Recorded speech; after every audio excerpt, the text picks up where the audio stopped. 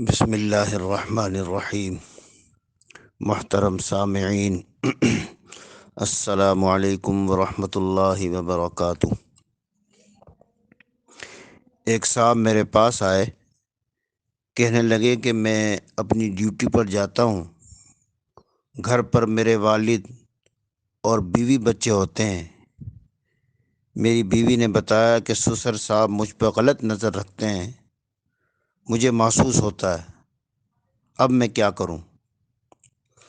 بھائی بات یہ ہے کہ بعض عورتوں کو ویسے ہی وہم ہوتا ہے کہ مجھے کوئی غلط نظر سے دیکھتا ہے، تو اس وہم کا بھی علاج ہونا چاہیے۔ ہاں، اگر واقعی ایسی بات ہے کہ سسر غلط نظر سے دیکھتا ہے تو پھر یہ خطرناک بات ہے۔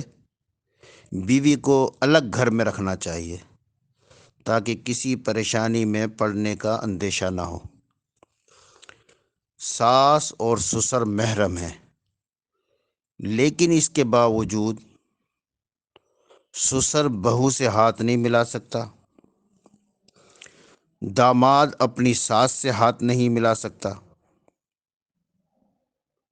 بعض علاقوں میں سسر بہو سے گلے ملتے ہیں، ساس داماد سے گلے ملتی ہے۔ یہ غلط ہے، اس سے بچنا انتہائی ضروری ہے۔ اسی طرح سسر کو اجازت نہیں ہے کہ اچانک سے بہو کے کمرے میں چلا جائے، اچانک سے بیٹی کے کمرے میں بھی جانے کی اجازت نہیں ہے۔ ان باتوں کا خیال رکھنا چاہیے۔ یاد رکھیں، 3 کام ایسے ہیں کہ اگر شوہر بیوی کو طلاق نہ بھی دے تب بھی بیوی ہمیشہ کے لیے شوہر پر حرام ہو جاتی ہے۔ نمبر 1، سسر نے اپنی بہو کو شہوت سے چھوا، ہاتھ لگایا، تو یہ لڑکی اپنے شوہر پر حرام ہو جائے گی۔